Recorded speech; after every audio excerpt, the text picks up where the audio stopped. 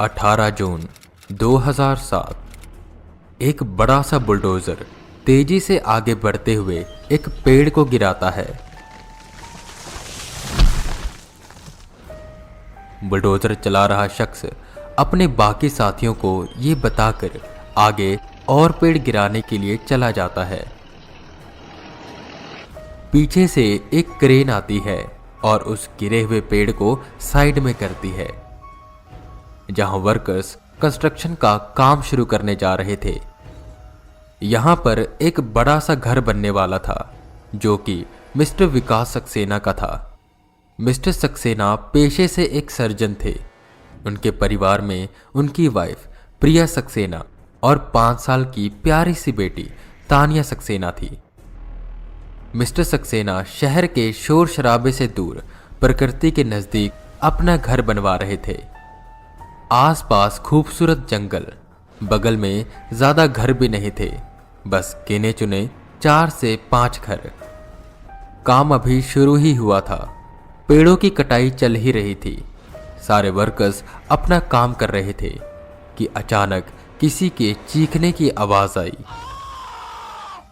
सारे वर्कर्स भागकर उस आवाज की तरफ जाते हैं, जहां एक वर्कर पर क्रेन में हुई कुछ प्रॉब्लम के कारण पेड़ गिर गया था, जिसकी वजह से वो बहुत घायल हो गया था।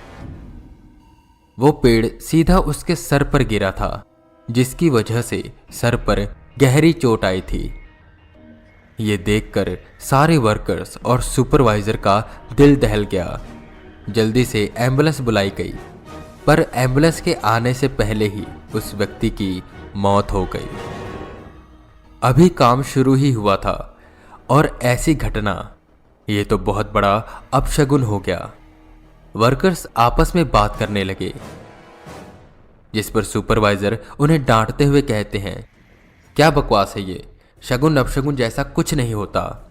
और उस क्रेन चालक को बुलाते हैं और उसे डांटते हैं, ये क्या क्या तुम्हें क्रेन चलानी आती भी है या नहीं।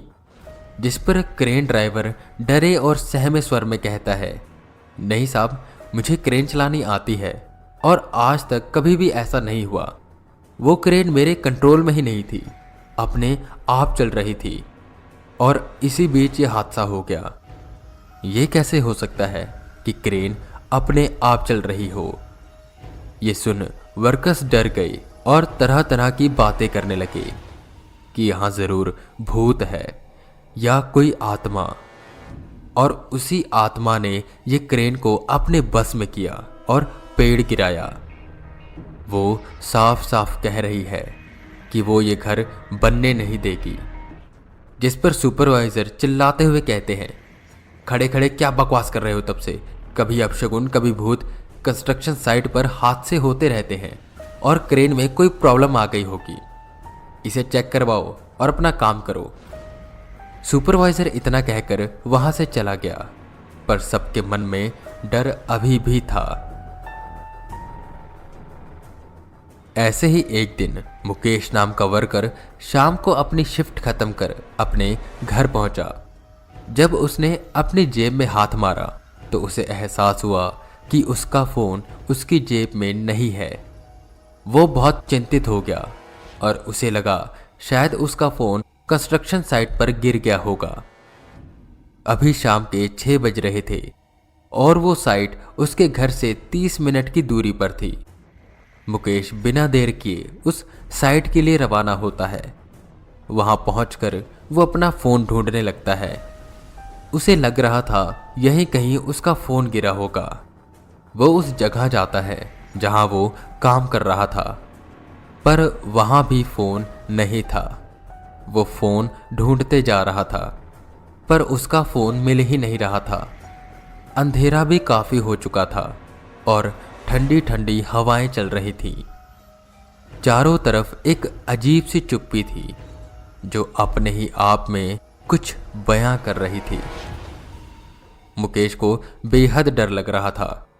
वो सोचता है कि फोन कल ढूंढूंगा, अभी यहां से निकलता हूं।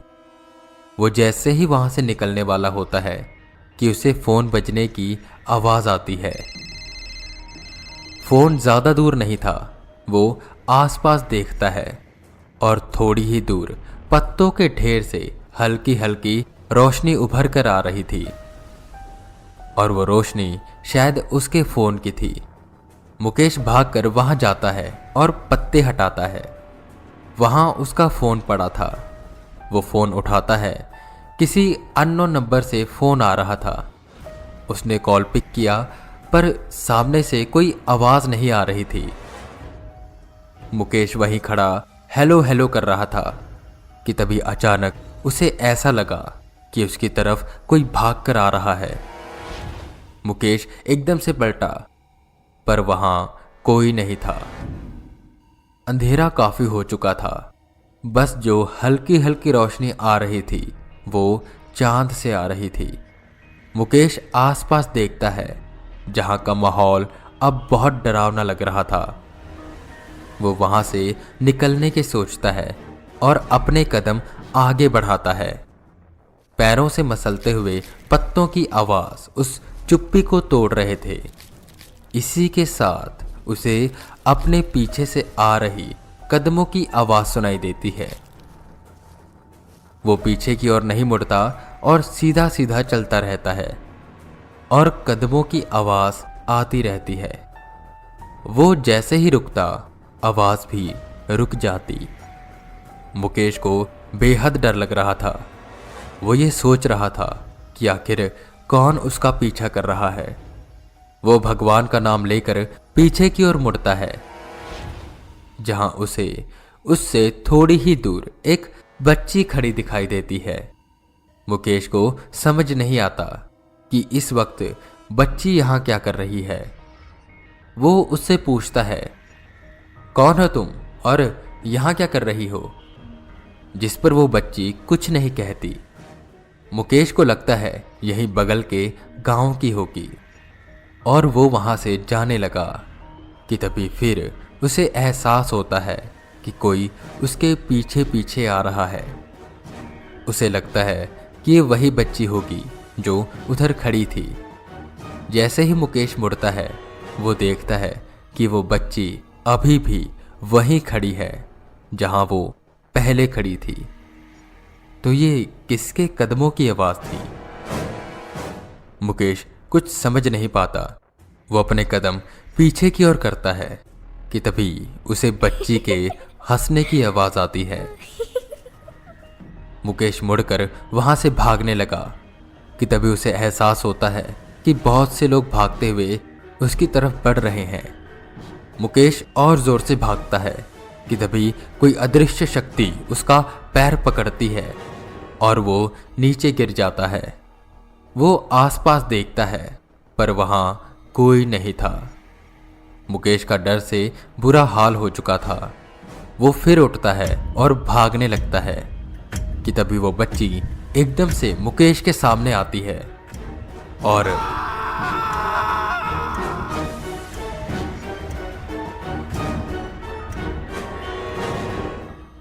अगले दिन मुकेश काम पर नहीं आता। उसके दोस्त उसका फोन ट्राई करते हैं। रिंग जा रही थी पर कोई फोन नहीं उठा रहा था। शाम के वक्त घर जाते हुए वर्कर्स मुकेश के घर के पास से गुजरते हैं पर उसके घर में ताला लगा था।